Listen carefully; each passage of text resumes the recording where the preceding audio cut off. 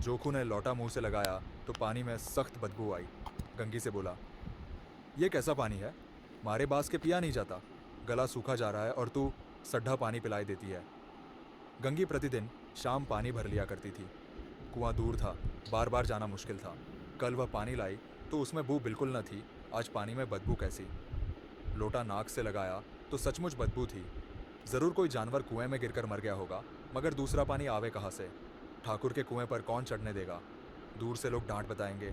साहू का कुआं गांव के उस सिरे पर है, परंतु वहाँ भी कौन पानी भरने देगा? कोई तीसरा कुआं गांव में है नहीं। जोखू कई दिन से बीमार है। कुछ देर तक तो प्यास रोके चुप पड़ा रहा, फिर बोला, अब तुम्हारे प्यास के रहा नहीं जाता। ला, थोड़ा पानी नाक बंद करके पी लूँ। गंगी ने पानी न दिया। खराब पानी से बीमारी बढ़ जाएगी इतना जानती थी, परंतु यह ना जानती थी कि पानी को उबाल देने से उसकी खराबी जाती रहती है। ये पानी कैसे पियोगे? न जाने कौन जानवर मरा है। कुएं से मैं दूसरा पानी लाए देती हूँ। जोखू ने आश्चर्य से उसकी ओर देखा। पानी कहाँ से लाएगी? ठाकुर और साहू के दो कुएं तो है, क्या एक लोटा पानी न भरने देंगे? हाथ पाँव तुड़वा आएगी और कुछ न होगा, बैठ चुपके से। ब्रह्म देवता आशीर्वाद देंगे, ठाकुर लाठी मारेंगे, साहू जी 1 के 5 लेंगे। गरीबों का दर्द कौन समझता है? हम तो मर भी जाते हैं तो कोई द्वार पर झांकने नहीं आता, कंधा देना तो बड़ी बात है।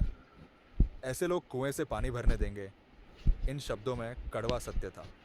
गंगी क्या जवाब देती, किंतु उसने वह बदबूदार पानी पीने को ना दिया। 2 रात के 9 बजे थे। थके मादे मजदूर तो सो चुके थे।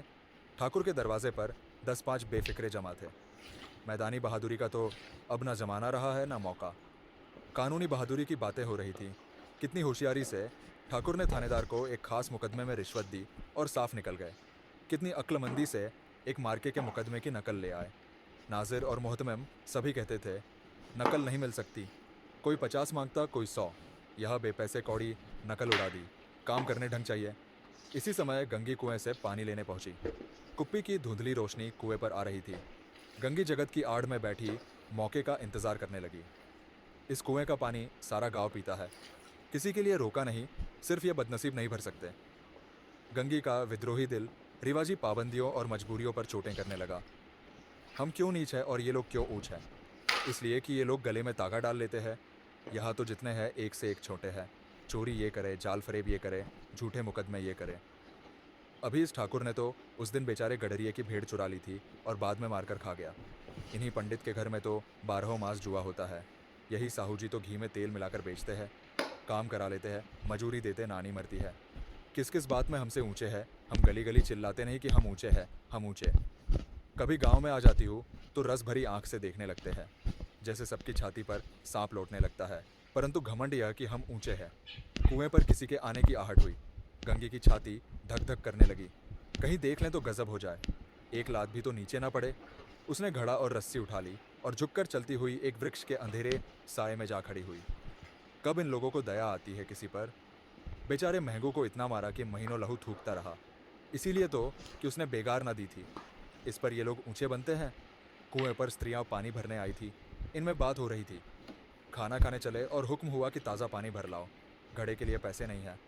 हम लोगों को आराम से बैठे देखकर जैसे मर्दों को जलन होती है। हाँ, ये तो ना हुआ कि कलसिया उठाकर भर लाते। बस हुक्म चला दिया कि ताज़ा पानी लाओ, जैसे हम लौंडियाँ ही तो है। लौंडियाँ नहीं तो और क्या हो तुम? रोटी कपड़ा नहीं पाती, 10-5 रुपये भी छीन झपट कर ले ही लेती हो। और लौंडिया कैसी होती है?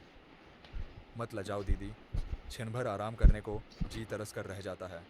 इतना काम किसी दूसरे के घर कर देती तो इससे कहीं आराम से रहती। ऊपर से वह एहसान मानता।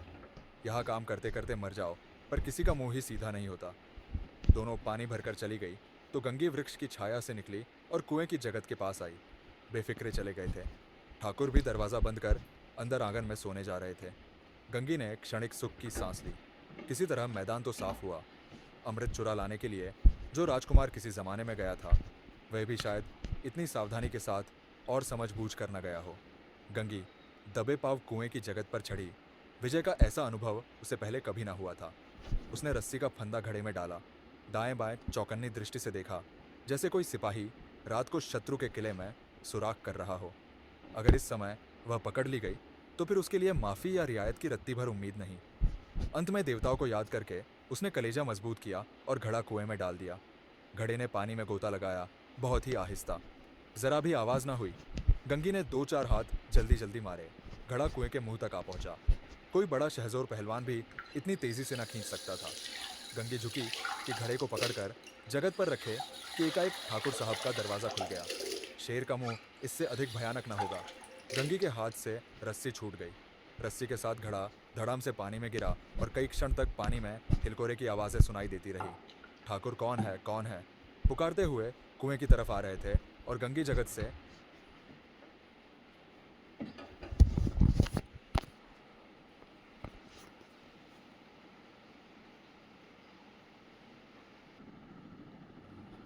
ठाकुर कौन है पुकारते हुए कुएं की तरफ आ रहे थे और गंगी जगत से कूदकर भागी जा रही थी।